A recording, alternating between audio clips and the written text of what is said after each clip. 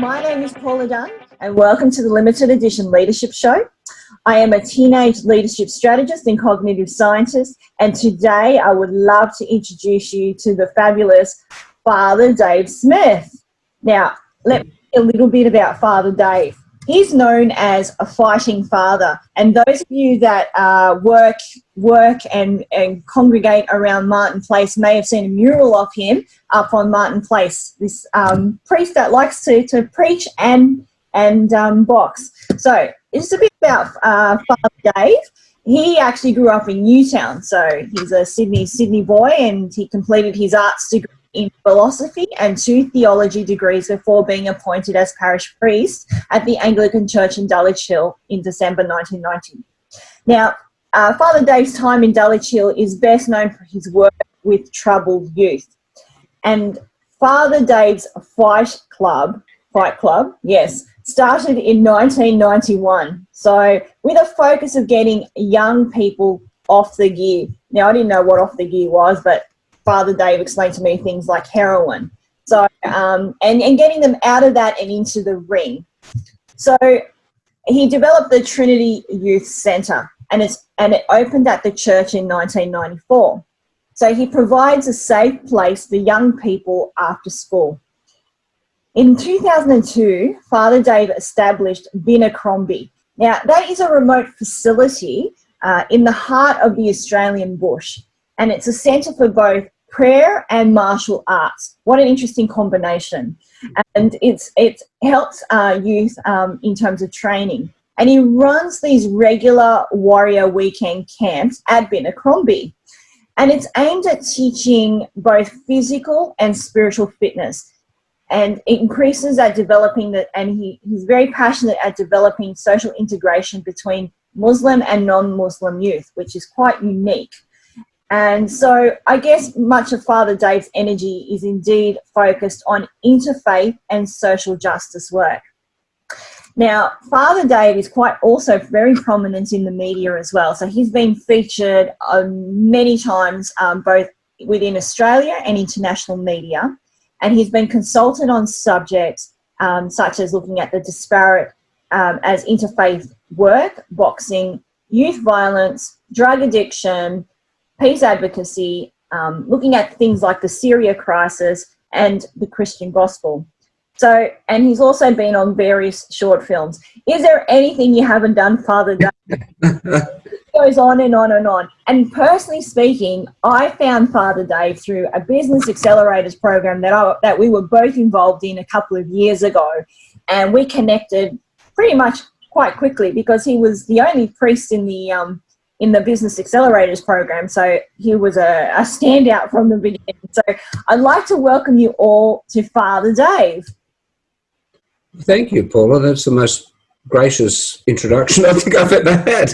I've never been referred to as fabulous Father Dave before. I think fighting father, but not fabulous fighting father. I feel very No.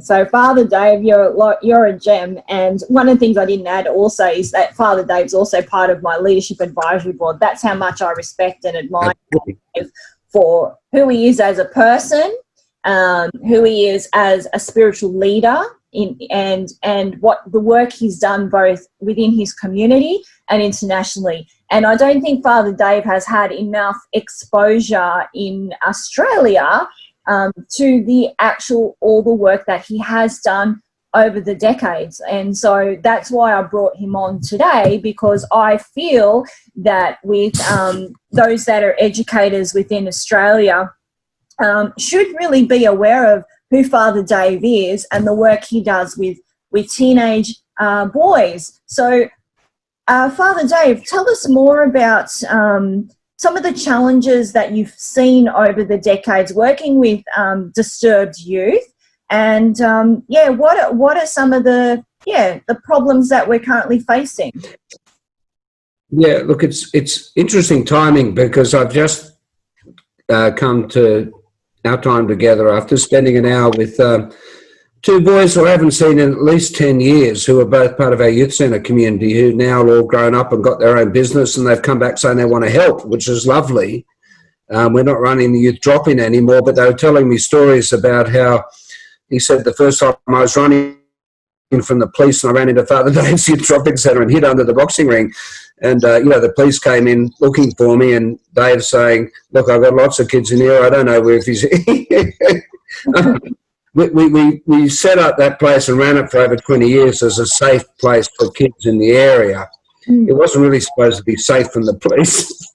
But this guy's turned out all right. I mean, what's interesting, he was saying to me, young Michael, he's no longer young anymore, but just it was a war zone, particularly back in the 90s and the early 2000s.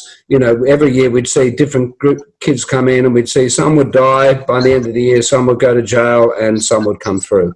And it was a war zone. And we saw a lot of kids die. Overdoses. Yeah, and it's always swept under the carpet, isn't it? So like a very taboo type kind of topics to sort of go, well, what do we do with these disturbed youth, and what can we do to improve their quality of lives and the quality of lives of their families? Yeah, look, and it wasn't just that they were bad kids. The culture, it was a very violent culture, and the drugs were just everywhere, mainly heroin there in the 90s and early 2000s. We were the heroin capital of the inner west here. We're now the latte sipping capital of the inner west, so it's been a big change. But, I still remember having a meeting with other churches once where the bishop was saying, what's the biggest problem you're facing in your area? And my response was the amount of stolen property on church premises. Just the traffic in stolen property and drugs, and constantly trying to keep on top of that. And the number of kids overdosing, even in our centre. Those were very hard days. The problems haven't been solved, of course. The problems have been shifted further out west. And what do you think? So they're still there. Yeah, sorry. And being one of the oldest martial arts boxers in Australia, what drew you to boxing, and what was the purpose behind boxing and boys? Yeah, I don't know if I'm the oldest martial artist. I'm definitely the oldest professional boxer ever in this country. I don't know anyone else.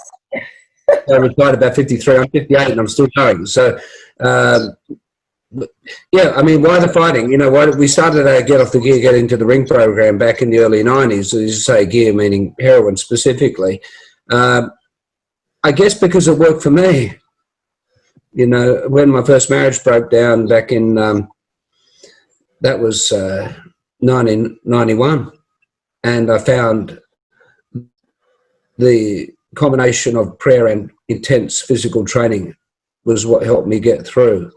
And so I've been trying to offer the same combination to young people ever since. I always say with young people, I've dealt with a lot of crazy kids, but never anyone who was crazier than I was.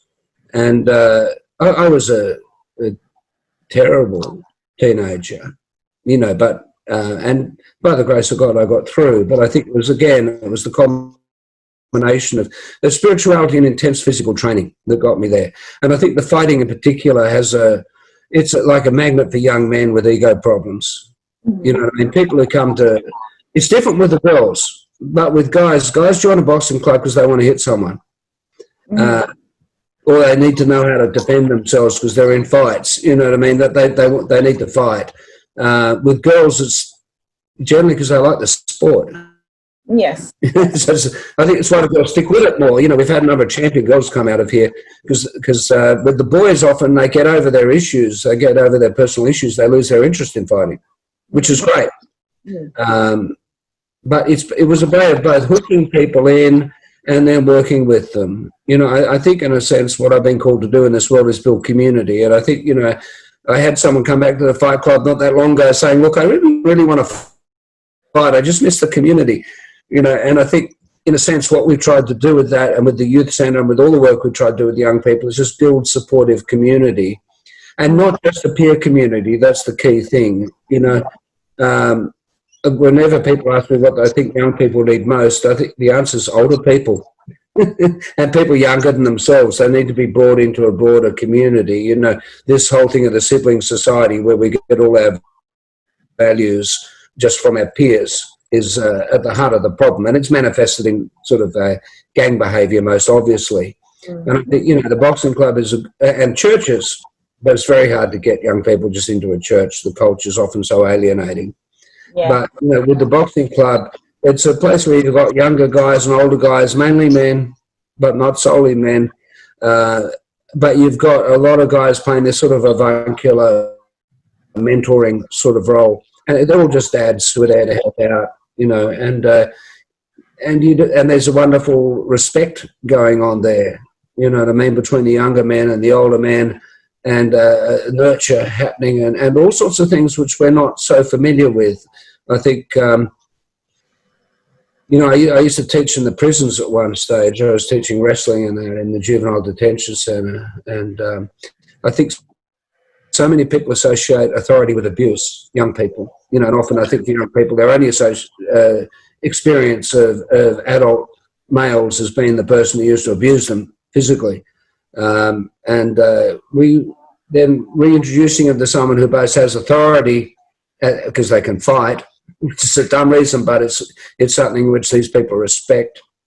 So has authority, but at the same time isn't interested in abusing them, but essentially nurturing, supporting, helping them forward. It's a very powerful combination.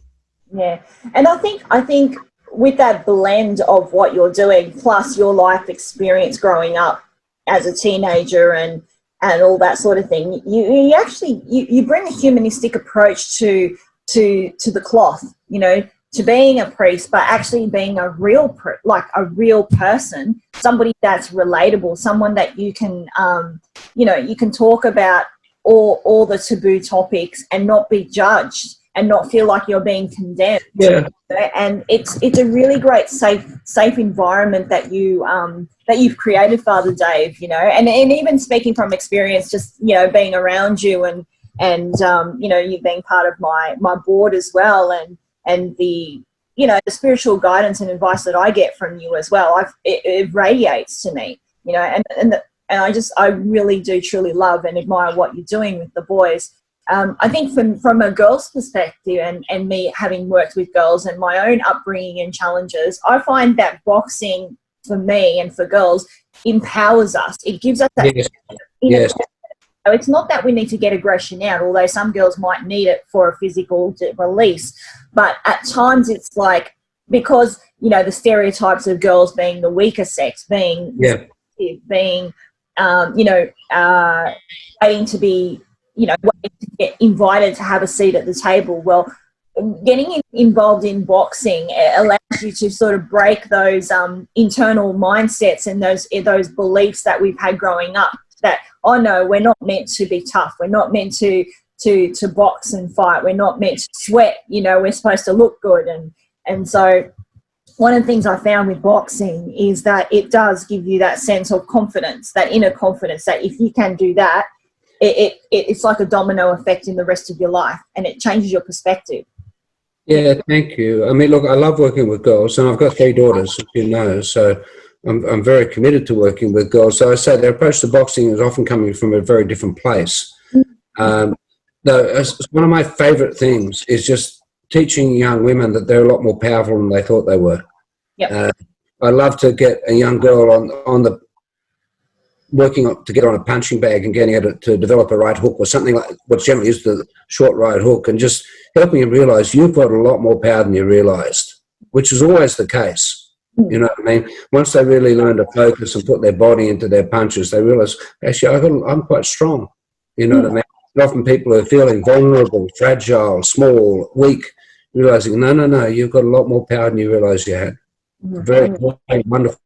No, absolutely. Thing to go and when you see that the light go on, Yeah, absolutely. And also with what you're doing with boys, is it allows them to be masculine, but also nurturing and sensitive, and brings out their sensitive side. It creates that sense of emotional intelligence in them, and then that will filter down not only in their relationships in which they bond in terms of the camaraderie, but also the women that they're going to influence in their lives, their future wives, their future daughters, their work colleagues. So it is a domino effect, and what you're doing has really fantastic impact.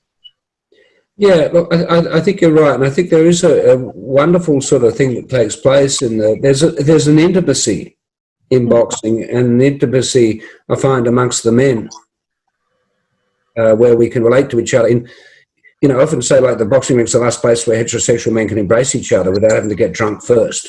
Then we're good at sort of punching each other in the arm and sort of, being standoffish, but we've got to get a few beers into ourselves before we can sort of embrace each other. I love you, mate, this sort of thing. That's true. But no, in the boxing ring, that sort of intimacy is there, and we find, it leads into all my best sort of sharing counselling sessions happen after we've done a few rounds of boxing together.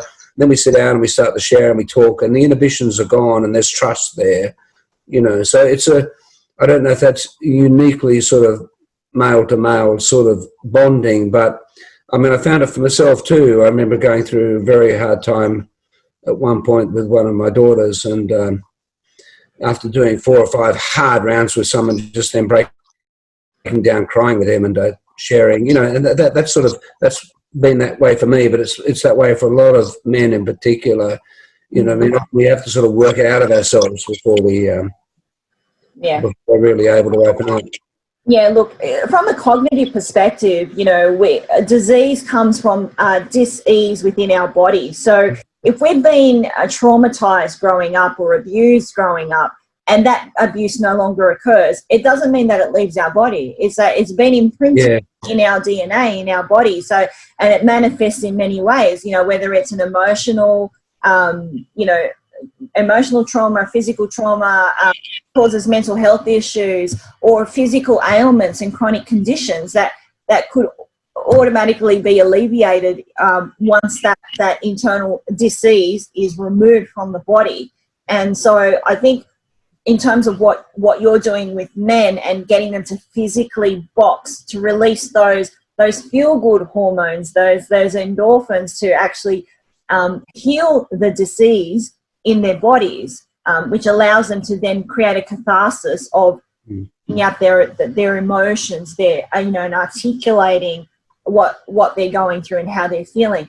And one of the things I do sort of similar with girls is that as opposed to other organisations that might throw 180 girls into a big auditorium and then throw things at them, I'm more intimate, and I build one-on-one relationships and getting to know the girls and bonding with the girls on an individual level, understanding where they're coming from their place of mindset, before sort of superimposing a new way of thinking onto them. Because it's like, if I'm just talking at them, they're not going to understand, they're not going to want to develop deeper insights about themselves, because if they are coming from a place of trauma, then they're not going to want to go there, safely. And so it's me helping them create that bridge, that safe bridge of going, it is safe to go back to a time when you felt vulnerable, that you were hurt, that you were embarrassed, that you were traumatized in a particular event. Pull that out of them and create a more pragmatic and resourceful solution to get them into a new way of being, and saying, and again, like yourself, coming from a place of being bullied myself growing up as a child because I was born differently and I didn't fit in, and having being classified as a special needs child, I guess what they would call now, but always wanting to fight to be normal and wanting to fight to be like everyone else. So I think I had that drive within me to want to do that, but then at what cost, and what kind of dis-ease that I had within my body and within my emotions and mental health. There's always a payoff. So having those insights myself, now wrapped in around education and understanding positive psychology and understanding how the mind works, and bringing those two together. And like what you say, parents are doing the best they can in developing the well-being of their kids. The school educators are doing the best they can to help the teens. But again, it takes a village to raise a child. And, I come from a place of not being a parent, and I'm not a teacher. So I don't have those biases and I say it straight up to the kids that I work with. I go, I'm not a parent and I'm not a teacher. I come from a place of what I would have liked to have had at your age. And sharing the stuff that I've gone through, it brings me down to that level and makes it real, makes me real to say, well, I'm not here to judge you and criticize you because I've got my own hurts and this is how I've done what I've done to overcome them. And then it allows them to become vulnerable and go, okay, this is what I need to do, you know. And it's all about repairing the teen before they reach adulthood. It's repairing them because, like all of us, you know, when we have a lifelong history of patterns that we repeat, and we can't see past those patterns, and you know, there's so many things that can go wrong. So anyway, long story short, so fantastic. So if people would like to know more about Binacrombi, because I think it's a great place for youth, for teenage boys to come together and really, you know, have an awesome warrior weekend, where can they find you? Yeah. Look, things are changing there because I'm spending less time now in the church and more time out at the camp. So I'm there every weekend at the moment. Mm-hmm. And we've got kids out there training every weekend now. I mean, you can find Binacrombi, you know, on the web, binacrombi.com.au, or you can go through my Father Dave site, fatherdave.org, and we'll get there. But yeah, I've got kids out there every weekend training. We're putting on a boxing show every Saturday night now for other guests who are there. We're having a good time. You know, we're trying to develop other programs too out there now, programs with Indigenous young people, what happening. I've even got someone who wants me to work with kids coming out of white supremacist groups, which is an exciting. Oh, that would be great. Yeah, apparently that's a big issue in this country. I didn't realise how big, but I'm told it's huge at the moment. So yeah, I think it doesn't. Those sort of things, and trying to some kids and the country kids and that sort of stuff, and using the sport and using the environment of the bush. Yeah. Getting back to nature and just simplifying things. I think, especially in times of COVID-19 now, where stress and anxiety is just through the roof, and it'd be great to just get back to nature and simplify things. Yeah, I mean, I find this whole approach of keeping a safe distance, you know, from someone be very dehumanising. You know, the idea that you have to stay away from people to be safe, I think, just introduces a level of alienation in the community, which could have long-term negative ramifications, I think. In a sense, for me, the healing process has always involved relationships of intimacy, you know, and you have that in the boxing ring in a very masculine, heterosexual way generally, but, you know, but people been getting close in a very non-sexual way, but a very real way. Yeah. And that's an important part of the healing process, you know. And, being able to be close again. You know, I think we've got to find ways of doing that, particularly in this day and age where all of a sudden we see everybody else as a potential threat to our health rather than a sort of brother and sister waiting to be embraced, you know. Well, that's the challenge, isn't it? There's all these biases. The other way. Yeah, we have all these unconscious biases in general, and then all of a sudden now everybody's a threat, not just our own perceptions. It's just like everyone stay away.